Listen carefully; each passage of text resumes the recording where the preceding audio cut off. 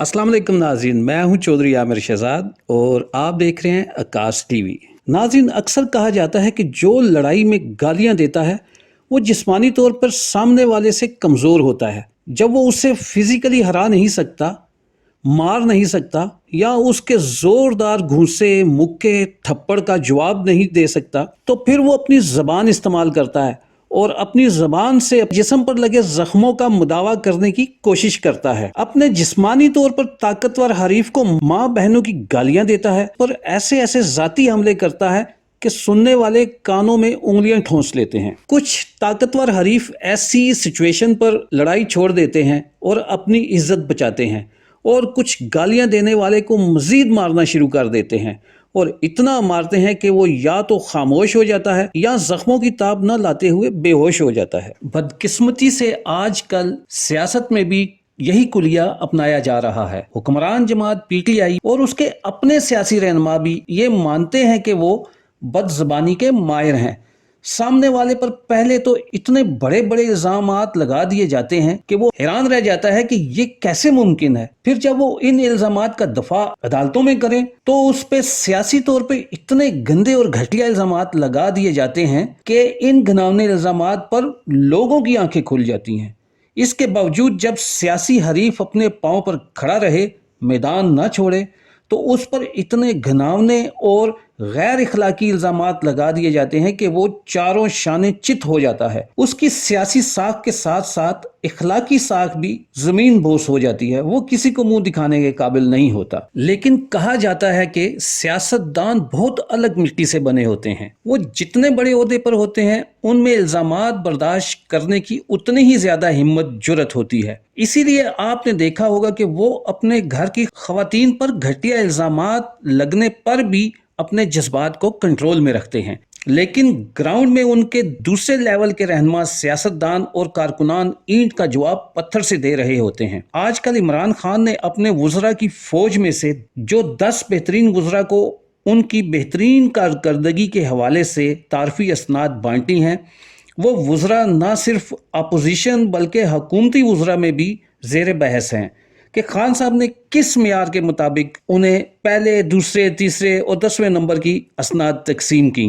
खासकर पहले नंबर पर आने वाले मुराद सईद पर बहुत ज्यादा तनकीद की जा रही है। वो ये कि इमरान खान ने ऐसे वजीर को पहले नंबर पर तारफी सनद क्यों दी जिसे वजीर मुवासलात होने के बावजूद चीन की हुकूमत ने उनकी चीन में दाखिले पर पाबंदी लगा रखी है। अगर आप मोटरवे पर सफर करने वाले हैं तो आपको अंदाजा होगा कि जहां 100 रुपया टोल टैक्स था वहां अब 400 से 500 रुपए टोल टैक्स दिया जाता है, और ये कम से कम टोल टैक्स की बात हो रही है। अगर आप एक शहर से दूसरे शहर जाएंगे तो इसी तनासब से आपको 60 से 70% ज्यादा टोल टैक्स देना पड़ रहा है। तो फिर हर पाकिस्तानी सोचता है कि ऐसा ना अहल वजीर जिसे टोल टैक्स तक पर कंट्रोल नहीं, जिस पर सी पैक जैसे गेम चेंजर मंसूबे के बावजूद चीन जाने पर पाबंदी हो, वो वजीर कैसे टॉप 10 में पहले नंबर पर आ सकता है।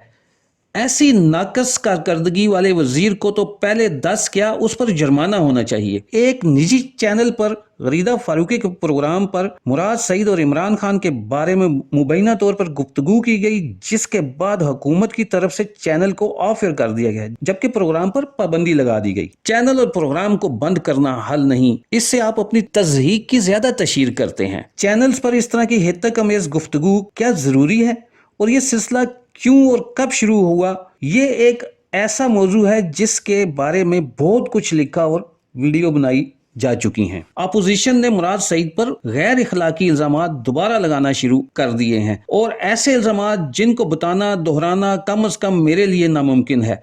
एक तरफ मुराद सईद मीडिया पर मुतनाज़ा बने हुए हैं और दूसरी तरफ खातून अव्वल बुशरा बीबी को तनकीद का निशाना बनाया जा रहा है।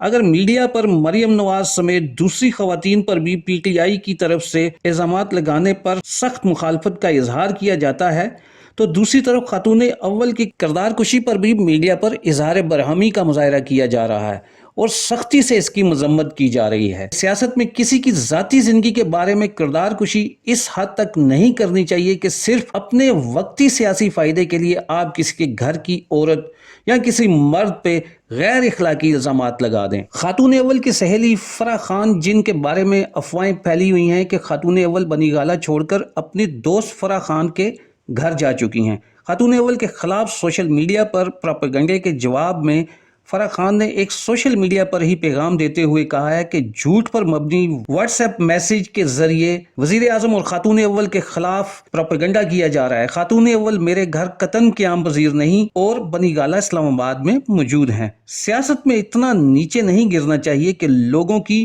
ذاتی زندگیوں پر جھوٹ بولے جائیں۔ خاتون اول پر چاند تاروں کی چالوں کے پیچھے کک بیکس لینے کے کیا کیا الزامات لگائے جا رہے ہیں، ذرا آپ خود ہی سن لیں۔ خاتون اول جناب بشرا بی بی صاحبہ، وہ بنی گالہ اسٹیبلشمنٹ، جن کو میں بنی گالہ اسٹیبلشمنٹ کہتا ہوں، وہ اپنا ہیڈ کوارٹر چھوڑ گئی ہیں۔ پچھلے میں بھی بتایا تھا ویڈیو میں کہ کرپشن کی بنیاد پہ میرے پاس پکے ثبوت موجود ہیں۔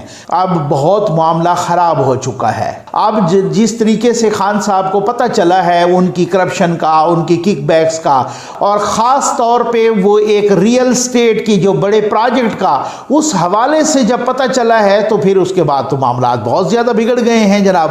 بات یہ ہے کہ یہاں تو یہ سلسلہ تھا کہ کہہ رہے تھے مبینہ طور پہ کہ کپتان اتنے ناک میں دم کیا ہوا تھا کہ جی میری مرضی پر فلاں کی پوسٹنگ ٹرانسفر ادھر کر دیں، فلاں کی ادھر کر دیں، تو یہ آپ کا معاملہ ٹھیک ہو جائے گا۔ اور بعد میں پتہ چلتا تھا کہ وہ مبینہ طور پہ جن کی پوسٹنگ ٹرانسفرز کرا رہی ہوتی تھی ناموں کے اور ستاروں کے حساب لگا لگا کے، وہی پوسٹنگ ٹرانسفرز کے کوئی اور پیسے پکڑ رہا ہوتا تھا یا مبینہ طور پہ پکڑ رہی ہوتی تھی۔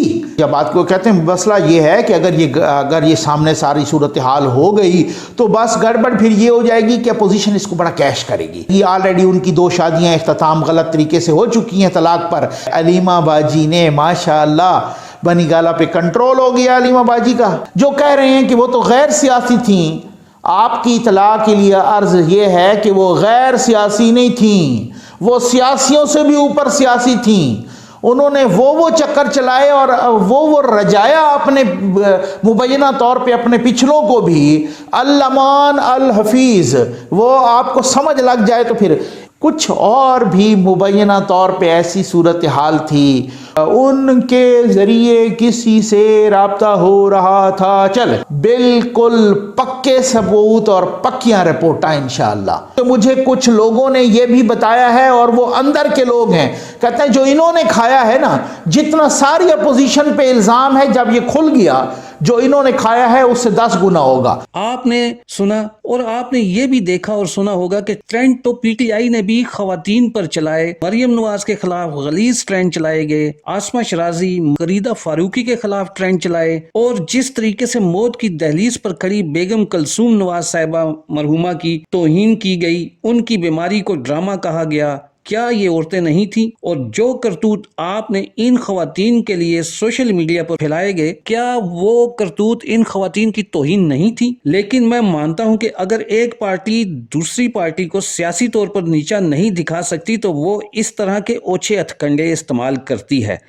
اس کا یہ مطلب نہیں کہ اس طرح کے غلیظ عمل کو جواب کے طور پہ دوسری پارٹیاں بھی اپنائیں۔ آپ سیاستدان ہیں اور سیاستدان معاشرہ سدھارتے ہیں، اور اگر اپنی نااہلیوں، نالائقیوں، نکمے پن سے آپ یہ کام نہیں کر سکتے تو میں ہاتھ جوڑ کر آپ سے التماس کرتا ہوں کہ خدارا اپنی گندی سیاست سے، گندے کرتوتوں سے الزامات تراشیاں اور بد اخلاقیاں کرنا بند کریں، کیونکہ دنیا سمیت پاکستان میں بھی ہر گھر میں ہر عورت، ہر بچے کے ہاتھ میں موبائل آ چکا ہے، جس میں آپ کے یہ عظیم کارنامے ایک کلک کے ساتھ دیکھے جا سکتے ہیں۔ آپ سوچیں کہ ان کے ذہنوں پہ آپ کے ان کالے کرتوتوں سے کیا اثر پڑتا ہوگا، آپ پاکستان کے نوجوان نسل کو کیا دے رہے ہیں۔ آگے ہماری نسلوں نے بڑے آئنسٹائن اور عظیم ہیرو پیدا کر رکھے ہیں، اپنی 4 دن کی سیاست کے لیے اپنے ہی معاشرے کی 4 نسلوں کو کیوں تباہ کر رہے ہیں؟ سیاست میں بصیرت اور بصارت کا بہت عمل دخل ہوتا ہے۔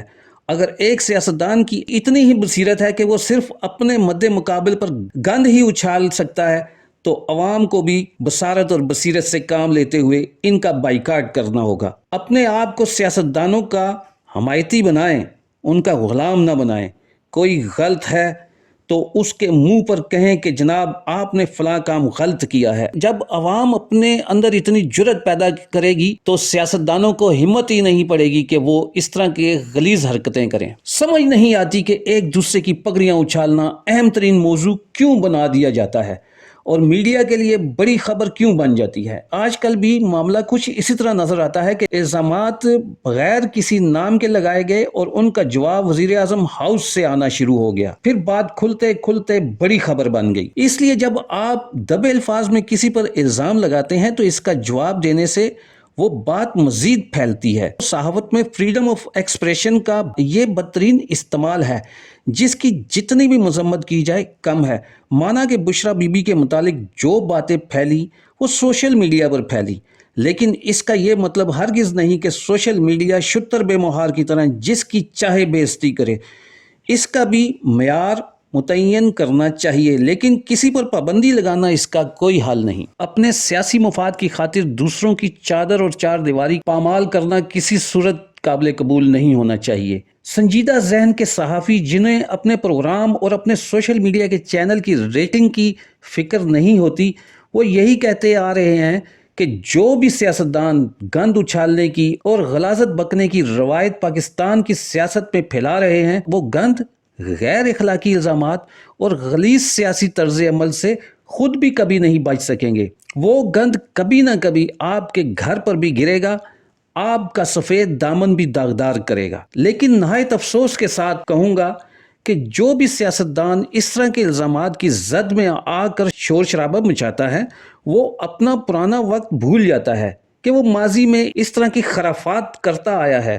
اگر سیاستدانوں اور سیاسی پارٹیوں کی اس غلیظ سیاست پر ریٹنگ کی جائے تو افسوس کے ساتھ کہا جاتا ہے کہ ہماری حکمران جماعت ٹاپ 10 پارٹیوں میں پہلے نمبر پہ آئے گی۔ آج کل جو سیاست گندگی کی زد میں ہے، اس پر حکومت کے بڑے بڑے وزراء اچھل کود رہے ہیں۔ مریم نواز کے بارے میں پی ٹی آئی کے رہنما کیا کیا الزامات لگاتے رہے، ذرا سنیے۔ یہ کہتی ہے کہ جیسا منہ ویسے تھپڑ، میرے پاس ایسی ایسی باتیں ہیں کہ خدا کی قسم اتنے تھپڑ پڑیں گے تمہارے منہ پہ جو ہمارے پیسوں پہ تو نے 8 کروڑ کی سرجری کرائی ہے، یہ اتار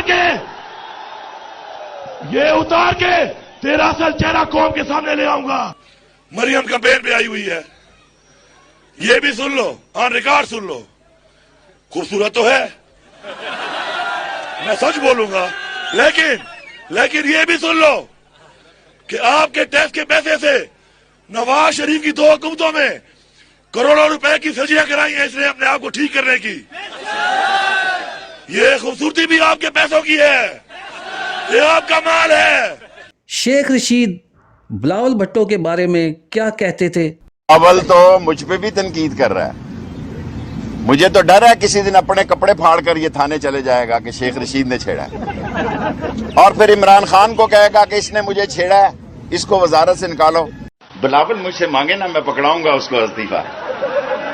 فضل الرحمان کے ہاتھ میں تو نہیں دے سکتا نا میں استعفیٰ، بلاول مجھ سے مانگے اس کے ہاتھ میں دوں گا استعفیٰ۔ قومی اسمبلی میں بلاول بھٹو زرداری کے بارے میں اپنی خاتون ارکان اسمبلی کی موجودگی میں کیا مغلظات بکے گئے، یہ بھی ذرا سنیے۔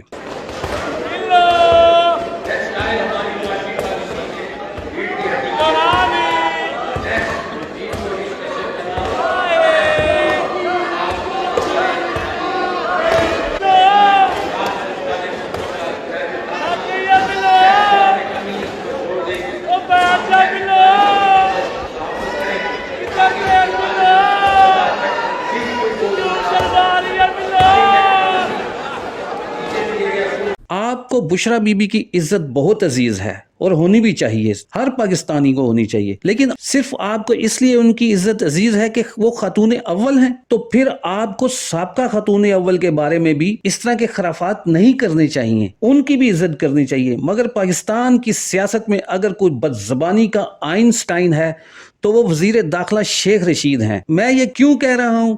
ذرا ان کی اپنی زبانی سابقہ خاتون اول کے بارے میں جو وہ مغلظات بکتے رہے وہ ذرا سنیے۔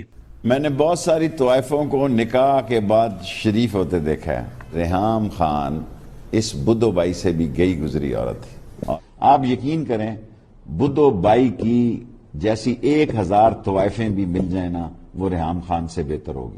یہ اس حکومت کے وزراء کی مثال آپ کی خدمت میں پیش کی ہے جو سوشل میڈیا پر خاتون اول کے بارے میں مبینہ خبریں پھیلنے پر اچھل رہے ہیں، بھڑک رہے ہیں. بات یہی ختم نہیں ہوتی. آپ نے سنا ہوگا کہ عمران خان جب بھی کرپشن کے بارے میں بات کرتے تھے تو فرمایا کرتے تھے کہ ہمیشہ بڑا عہدیدار بڑی کرپشن کرتا ہے کیونکہ مچھلی سر سے گلنا شروع ہوتی ہے. یہ تو ہوئی پیسے کی کرپشن. تو جناب وزیر اعظم صاحب، آپ کے ہی اس بیان کو بد اخلاقی کے زمرے میں دیکھا جائے تو واقعی آپ کی حکومت میں اور اس سے پہلے آپ نے ایسے بیانات دیے کہ لگتا ہے کہ واقعی بد اخلاقی کے لحاظ سے بھی آپ کی پارٹی میں مچھلی سر سے ہی گلنا شروع ہوئی. یہ میں نہیں کہتا، ذرا صرف ایک بد اخلاقی کا کلپ آپ عمران خان کا ذرا سنیے. چند دن پہلے میں نے دیکھا کہ ان کا ایک سینئر عہدیدار صبح کے 3 بجے کسی خاتون کے گھر تنظیم سازی کرنے چلا گیا.